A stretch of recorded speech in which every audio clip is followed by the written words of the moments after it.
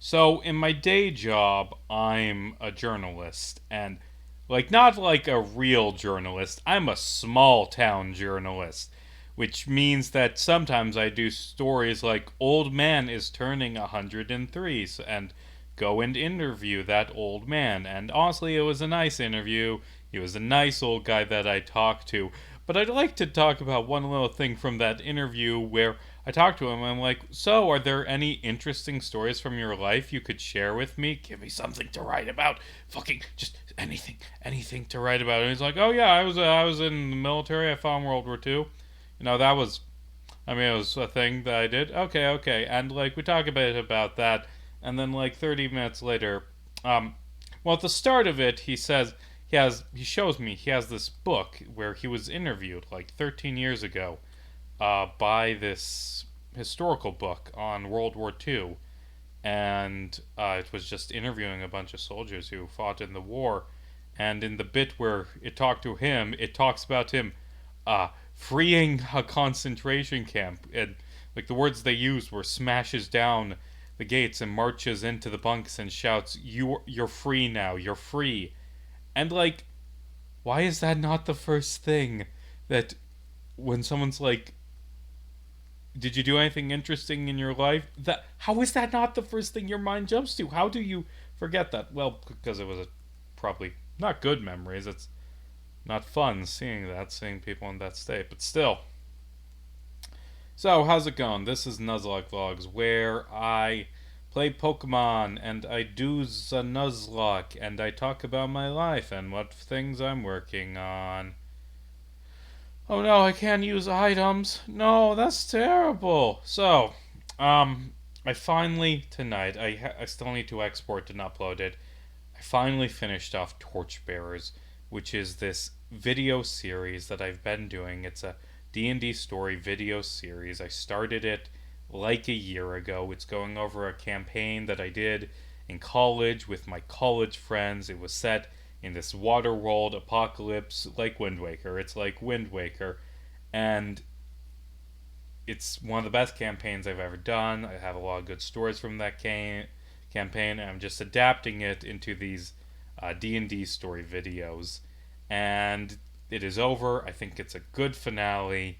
I'm going to do second. Well, I guess this will be a third season. I'm going to do another set of D&D stories next year about another campaign I did that I called Empire of Steel, and I want to have higher production value because my Torchbearers videos, they're kind of janky. They're a lot of stock images and low quality audio because I'm not an animator, I'm a writer, but this is a thing that works better if it's in a somewhat video medium, and I don't know how to figure that out other than what I do, where it's a lot of stock images for he punched the boss in the face and it shows an image of a punch, and when it's dialogue, it's switching back between little Hero Forge minis I made, and I'm trying to figure out how to make it look nicer next year.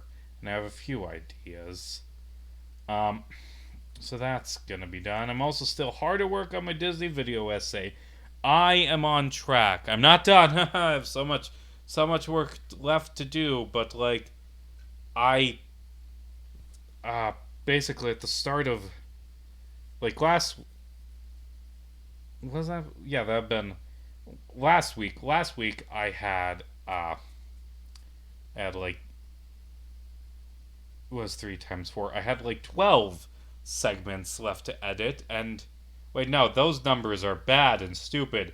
Last week I had 8 segments left to edit, and after today I will have. No, I had 9, and now I'm down to 6. I've gone into a good rhythm where I'm doing 3 a week, which should have me just barely be done on the 23rd, which is when I'm aiming for, because that will allow me to upload on either Christmas Eve or Christmas morning, depending on how long it takes to export, which can be a lot of hours. I'm on track. Um, what I've started the process of editing the bit where I talk about Pocahontas is where I am. And let's switch up my team. And actually, you know what? I'm gonna go with Empoleon in the double battles because Empoleon knows Surf. Oh no, my repel. I just died a little. The joke I was gonna say is, oh no, my repel died. But oh wait, this is already a double battle, so I can't. This is bad. I have the wrong Pokemon for this. I should have thought that through. Yeah, it's fine. It's fine. I'll just switch you out for Egomaniac and have you use Earthquake and kill the poison types.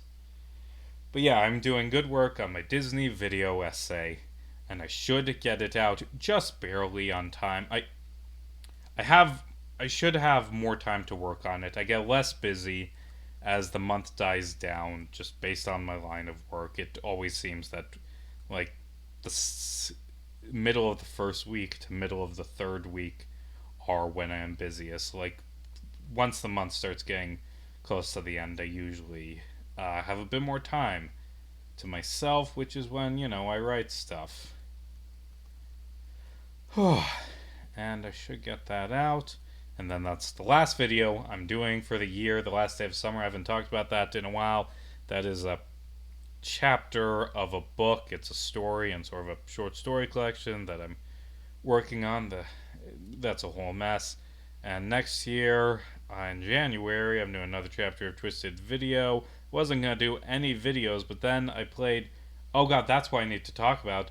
Last Sunday, my normal D&D game, we were missing a few players, so we decided one of my players, actually the guy who played Ren in Torchbearer, is bringing it like full circle on my tabletop RPG stuff. He suggested that we play a game called Alice is Missing, and it was the best tabletop gaming experience I've ever played. It was amazing. It's this incredible game, and I just want to talk about it in a video. I don't know if it'll be like my D&D story videos or my video essays. I just know I need to do a video on that because that was such a good game and I have so many things to say about it. Yeah, as a kid, I used to like purposely take out Barry's Pokemon, but I'm not gonna do that in Nuzlocke because that's dumb. Okay, they use Reflect, but that's fine because I'm surfing. Wait, did they also use Light Screen? I wasn't paying attention. But yeah, Alice is Dead is such a good. So, I'm going to explain this poorly. The concept of Alice is Dead, it's like the setting and plot is sort of like Life is Strange. You're set in, I don't know if it's Washington or you're set in the Pacific Northwest, and someone this girl named Alice, has gone missing, and all the players are characters who know Alice, and they are trying to find her. And the whole game takes place over 90 minutes in real time, where people are communicating via text chat, or I think it's designed to be over a phone group chat. We use Discord, but basically over 90 minutes in real time, you're just this group chat of people searching for Alice, and there is a music playlist that goes along with it, and periodically, in sync with the music playlist, there will be things that will happen dependent on the cards you draw. Like maybe you find Alice's body, or maybe there's a giant forest fire, or maybe one of the characters dies, and it's just improving this really good story as it goes out. And like it was such a good game because I have really good players who I play with. There was uh, there was this bit in it where basically, so early on in it, you are being followed, and I sort of improv that, like, hey, I think one of the suspects is following me, and that creeps us out, and eventually my character loses him, and then later, like 20 minutes later, another player gets a card that says the killer is after you, and they say, that car is chasing me, and like they're going through a blizzard, they're by the cliffs, they might die in a crash, and the player This is a brilliant choice. They stop texting. They go completely silent for 20 minutes as everyone just sits there in real time suspense, wondering if this person is dead. And I gotta make that fucking video. It's such a good game. Holy shit. Yeah. Let's see. I also watched. I watched Wish, and I'll talk about it on the Disney video. And I don't think I'm gonna talk about this part, so I'll save it here. I don't get why people hate Wish. I don't think it was an excellent movie, but I think it is in line of the quality of Disney movies for the past 10 years. Like, but what I've heard people say is like, what is this? Like, Disney movies used to be really, really good. Like, Disney movies have been great for years, and then suddenly there's this stinker. Like, what? It was fine. It didn't really wow me. That's what is what I would say is the thing about Wish. It didn't wow me very much. There was little in it that was bad. It just didn't wow me as much as I wanted. But like, I have heard nothing good about that movie. I mean, Chris Pine was a fun villain, and I liked the sort of cell shaded animation. And why is this frozen?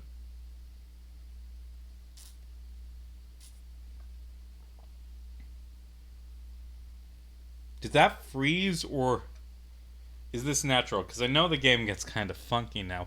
Like, I don't get why people hate Wish so much, at least in comparison to other Disney. I mean, it's a bit worse. I didn't see Strange World. I'd say Encanto is better. What was before Encanto?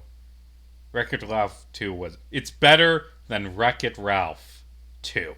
Or Ralph Breaks the Internet, I get. But it's worse than Frozen 2. It's just me comparing it to other Disney movies. I should know this because I did a video on Disney princess movies. I should know the order. It's better than Raya and the Last Dragon, but not much better, and it's significantly worse than Moana. I'm just ranking fucking Disney movies. Oh, that reminds me. So, H-Bomber guy, who is a very, very good investigative journalist, video essayist guy from Britain, who I don't actually like all of his videos. I think some of his media criticism stuff is kind of dumb. But anyway, he makes these great deep dive videos. They're just like, this dude is a fucking asshole and a con man. Fuck him. He's a douchebag. That's not the right way to frame it, but that is sort of what his videos are in recent years. And he makes this very, very long, very good video on plagiarism. And I watch it, and it's an amazing video. It's like 4 fucking hours. It's an excellent video, because H-Bomber guy is excellent. And I watch it, and then I get back to work, and I'm like, wait a minute, am I a plagiarist? Like, there was a man carrying thing video similar that came out like a day after, like, that is just perfectly encapsulating how I feel. Like, where a guy's like, haha, that H-Bomber guy's video is good. Wait, am I a plagiarist? What does plagiarist mean? And I don't think I'm not a plagiarist, I think. The problem is, because after that, I went into editing my Disney video essay, and the thing I have to acknowledge in that is that I am not the first person to make some of those arguments. Like, Big Joel in particular is the one who I make a lot of similar arguments to in this Disney video that I'm working on, because he's made a lot of very good video essays about Disney movies over the years, and I've watched a lot of them.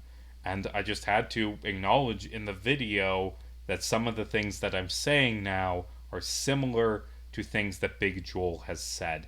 And, like, the problem is, like, there are, like, 80% of that video is completely new material. It is ideas that are solely mine that I have never seen anyone else ever make. And the problem is, there are parts of it where I have seen other people make those arguments.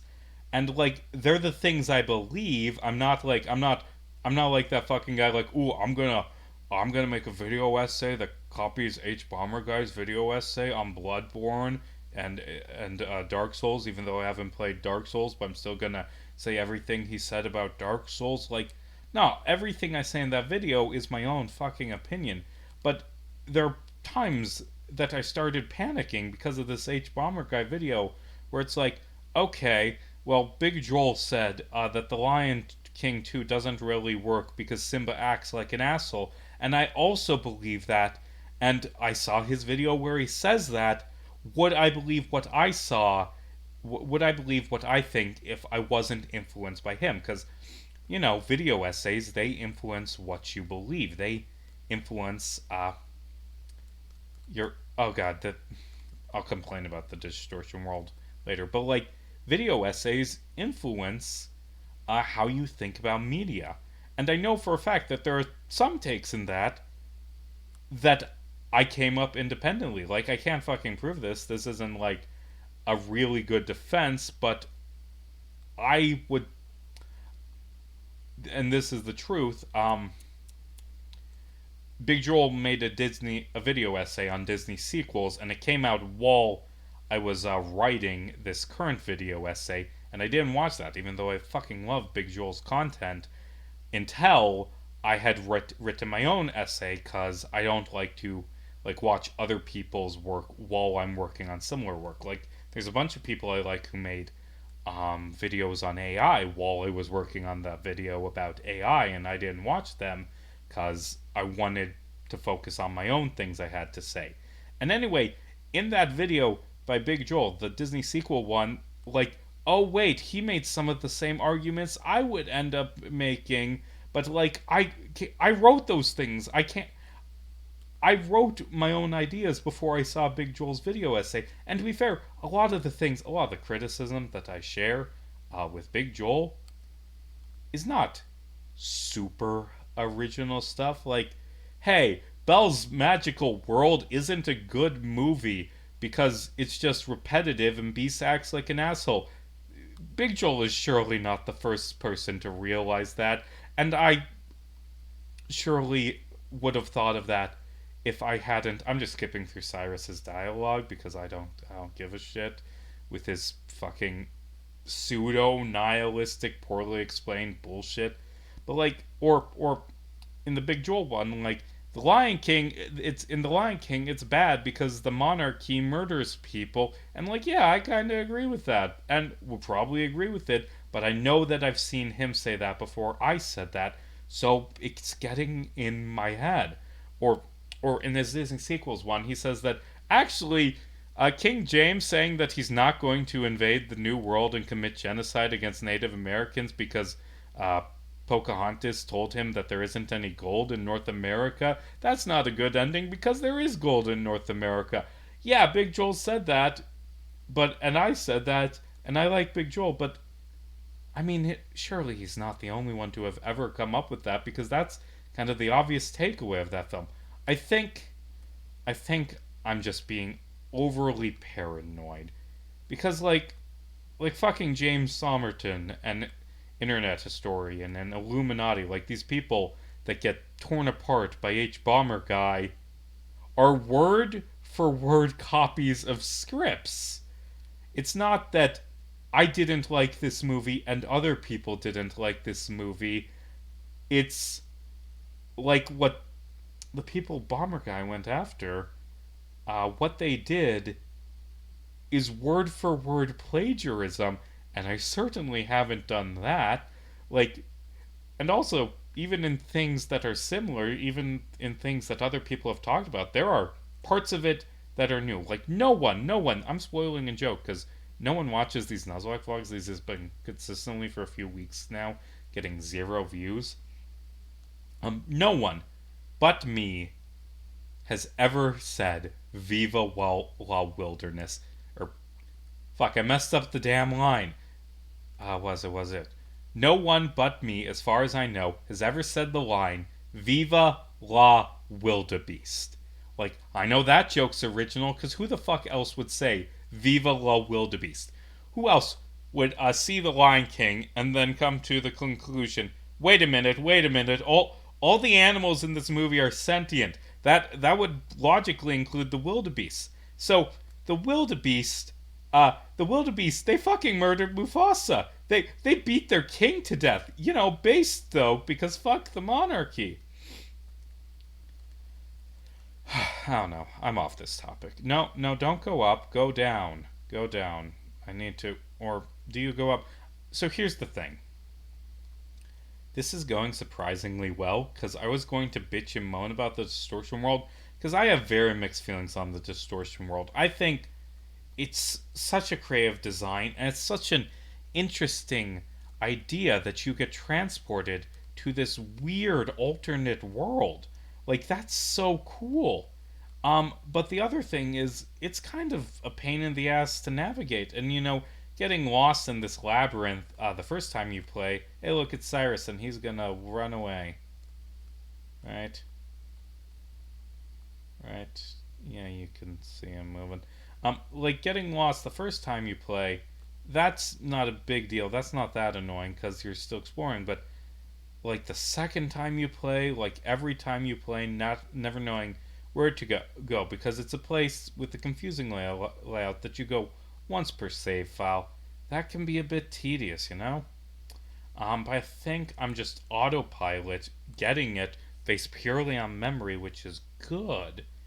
Which is good. Yeah, see Cyrus, and now he's gonna leave. Get your ass back here, Cyrus. I want to kick your ass. I'm gonna kick Cyrus's ass, and he's gonna get left in the distortion world forever. But the distortion world is cool aesthetically. Like that bit where you just sail up a waterfall, that is cool. And like Giratina screeching and flying around, that's interesting.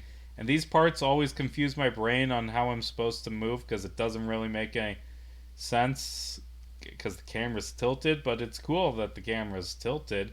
Look at the high power of the Nintendo DS, which, oh god, next year is the 20th anniversary of the Nintendo DS. Jesus Christ. No. Don't. Well, like, it feels wrong for the DS to be 20 years old. Oh, and like I said, this waterfall, such a cool idea that you're swimming up a waterfall that turns to down, but the water's going the wrong way. Like, yeah, this is cool, but also, it takes forever. Also, how do you do that without waterfall? Okay, now we've pushed the 3 boulders down. Hi, Azelf, stop moving so slow. I can catch Azelf, can't I? Because I haven't caught anything in that lake. Or is it Yuxi? Whichever one gets nuked, I can catch in that lake. And I'm going to do that. Okay. Oh, 2023 is almost over.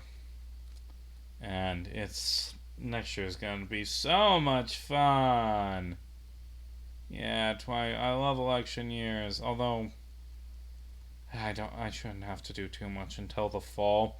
Oh, so last week I talked about this politician, this presidential candidate who I got to sit down and interview, and I kind of walked away with it thinking he was a prick because of his steadfast support of genocide in Gaza. But anyway, like the day after I interviewed him, it was announced that he didn't have enough votes to be eligible for the presidential debate. So he's just out. And as a result, that interview I did is pretty much pointless. But whatever, I got a good story out of it. But yeah, just gets knocked out. And I mean, rip Bozo.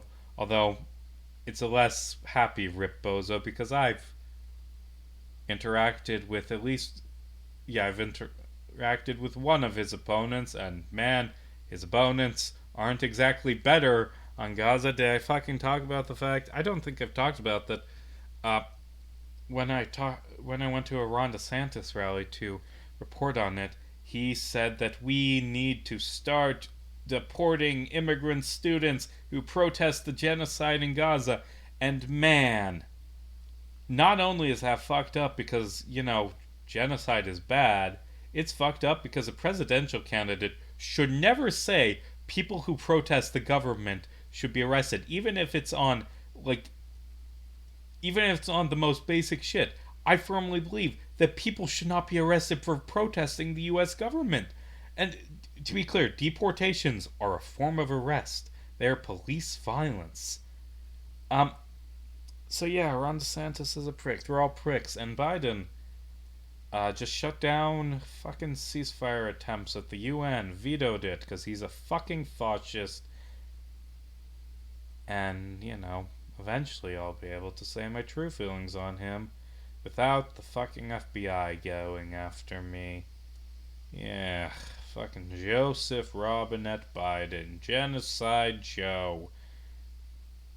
I talked about this last week. It is fucked up that the president. Oh shit, oh shit, oh shit, oh shit.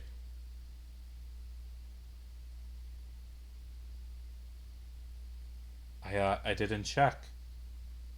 I didn't check the move sets in advance because I didn't think we would make so much progress.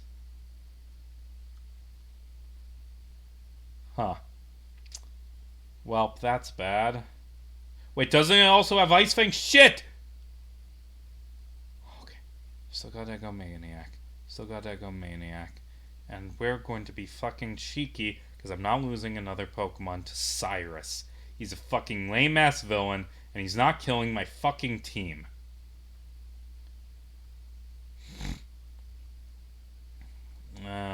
What? Just make up your mind on the potion, Casey.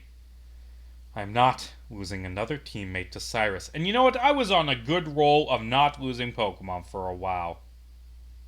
Shit. Shit.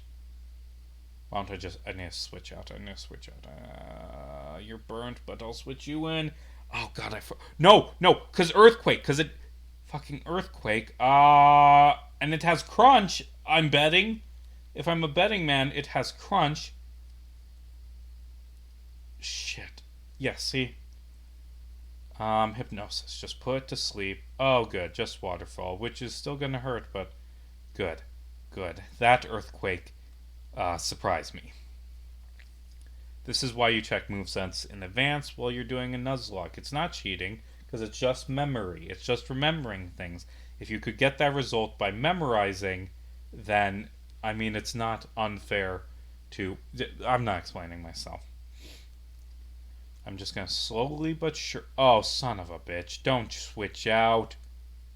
Oh, God, this battle. I was expecting to just waltz through it, have no problem. What the fuck? Uh, um, hmm, hmm. I'm thinking about options, because I don't got a lot. Okay, fucking Mick Rory's hurting me by... Do I have any full restores? Because I need one. Okay. Call Cyrus H Bomber guy because he's got me shook right now. But yeah. Okay, Gyarados I don't know how to deal with. Honchkrow I can take on next turn, although it will be tight. Don't crit. Isn't Wait, is Drill Peck boosted crit? That could have been bad. And the worst thing is I'm a bit under-leveled because I thought, well, I'm on par for Mars and Jupiter, so I should be on par for Cyrus. And CK. What the fuck does that even stand for? I don't remember. This one's gonna be long because Cyrus has me shook. Shit. Oh god, super potions are just not in the right range of healing right. Moo Moo Milk! I got fucking Moo Moo Milk. Glug glug glug. Pour the milk on the bell so it doesn't die to the fish. This is bad. This is really bad.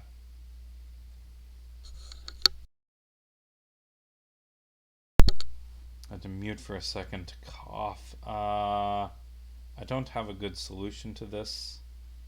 And I'm just going to keep using healing items and hoping there won't be a crit. And how much PP how much Warfall doesn't have that much power points. Isn't it 15? I've used like 6 so far. Don't crit. Eventually we're gonna get a crit. Okay. Room to breathe. Room to breathe. And I mean, I lost my big, strong electric type, so I don't have my good counter to Gyarados. Okay, what else? Okay. He's got this. I know. Oh, so that just didn't fucking last at all. And good flinching. Yay! I like. Wait, why don't the critical hit? I realized far too late that I should have just used um that I should have just used um uh iron defense. It was there. I never use it. I always forget about it. But that would have saved me. Come on, come on, come on! Don't die. It has used 2 earthquakes. Okay, it's used 2 earthquakes. That's 3. So now I'm going to do something very, very risky. I'm going to... Oh, I can... Oh, I'm so dumb. I forgot about Intimidate. Oh, I could have just been, like, bouncing out Intimidate again and again. And I should have been doing this. I should have been, like, switching out. So that I could repeatedly get the Intimidate on. Like, I'm not fucking thinking. I was so dumb in this battle, and 2 of my Pokemon are dead because of it. Okay, let's do another Intimidate on Gyarados. Then I'm going to do a full restore because I should be able to heal, or I should be able to survive a Ice Fang, no problem. Okay, and then I can set up double team, and I'm going to keep Egomaniac. Don't crit or flinch or freeze. I'm going to keep Egomaniac. No, this is stupid. I need to go back to the switching strategy because it allows me to get off multiple intimidates and whittle down that attack stat, which saves me. Okay, Cyrus has dumb AI. He doesn't realize I'm repeatedly switching. Everything's gonna be okay. I lost my 2 steel types, but everything's gonna be okie dokie. Okay. We're good now. I can set up my double teams, and I'll be fine against the other Pokemon. Why doesn't double team ever work for the player? I'm risking a crit. Shouldn't do that after. I mean, what's the odds that... The odds are the same, like it's independent odds. Okay, Hyper Potion. God. Okay, I've had that bronze on for so long in this Nuzlocke. And now it's gone, and my double teams aren't working, but I've defeated the Gyarados, basically. Okay, and now let's do some flies, waste some PP, and slowly whittle it down. Alright, you have a Shell Bell. Okay. And I know you also have a Weavile, who I will take out with close combat. And you have one other Pokemon. I don't remember what that Pokemon is. The rest of my team. Weavile doesn't have any dark moves, or doesn't have any ice moves. Okay, Egomaniac literally cannot survive another hit. So what's your last one? Because is it a good thing for Railson? No, but Railson can heal up Weavile. I admit that you have pushed me to extremes. You too, buddy. You too. You have fucking pushed me. Oh, Confuse Ray, that's cool. I can win this attrition. This is your last Pokemon. You can't get rid of Drowsy. And I can heal up the rest of my team in case of emergency. And honestly, the fact that I no longer have so many steel types does open up a lot of team building uh, opportunities for me. But yeah, that was bad. That was a bad Nuzlocke. I walked into hell to fight the devil, and the devil kicked my ass. And I need to completely rebuild my Pokemon team. And you know what? This one's gonna be long. I'm gonna fight Giratina too.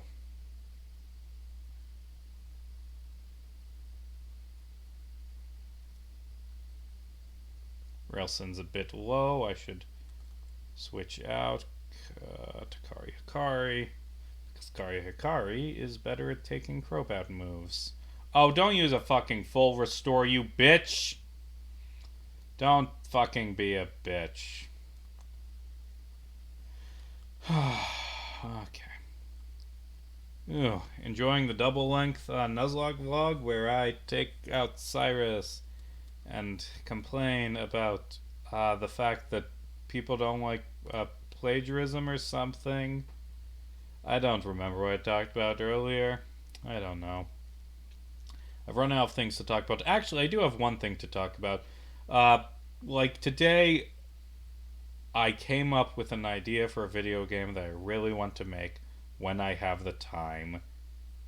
I, because I read a bunch about the Donner Party, and I won't spoil it, but I have an idea. I want to make a game about the Donner Party, and how so I in my day job I write a historical column, and I like when I'm working on a story and I find just this little nugget, this idea, oh, I'm gonna focus on that idea. I'm gonna focus on it. I'm going to. So for how I cover the Donner Party is I start with don't fucking revive my dead. This is monstrous. This is ghoulish. Don't bring them back from the fucking dead, Cynthia. But with the Donner Party, I start with describing Manifest Destiny, which is this white supremacist genocidal ideology that a lot of Americans believed at the time, that the members of the Donner Party believed. They believed in a genocidal ideology that, let's just go to California and kill all the natives and take control of it. That's what these guys believed in. So I start with that, and I end with the Native American genocide in California, which, when I found this quote, I'm like, oh, shock, you're just flat out fucking saying it. Is the first governor of California, right after being elected, said, we must now carry out a war of extermination. He said the words, war of extermination on the Native Americans. So that's my start and my end. And in the middle, as I talk about the Donner Party, right before I'm getting into the, ooh, it's cannibalism, ooh, it's they ate each other, I talk about something that a lot of people don't talk about, and I did not find until I started work on this column. So today's just not my fucking day. Today's not my fucking day, it seems. I was thinking about catching Giratina using the Master Ball, but fuck it. I walked into hell, and hell doesn't like me, so I'm gonna kill the fucking devil. But, so, how I frame the Donner Party in this column is that, or I need to explain this thing. A thing that no one ever talks about is that they murdered two Native American men, they shot them in the head and ate their corpses. Those were the people who, they didn't they ate the corpses of each other when they died, but the people that they specifically killed, what the hell? What the fucking hell? Just random ancient power, okay. The only people they specifically killed for food were two Native American men, and just these three ideas together, pointing, like trying to frame the Donner Party as they were always these ravenous, violent cannibals. They were always this monstrous, and it took them almost dying in an inhospitable world, a world they thought was their gift from God if only they could go out and kill everyone already living there. Um, like, it took them going to hell to reveal the truth, to make them the world see that they were monsters, but they were always monsters. That's rambling. I maybe I'll post that column. Well, I don't actually know if I have the copy right on my columns. Um, Wait for like 2 years for me to make a good video game on this idea. Welcome to Send Off Spring. This is the area you go when you lose everything, and I'm going to send off my Pokemon, and next time I will begin rebuilding my team.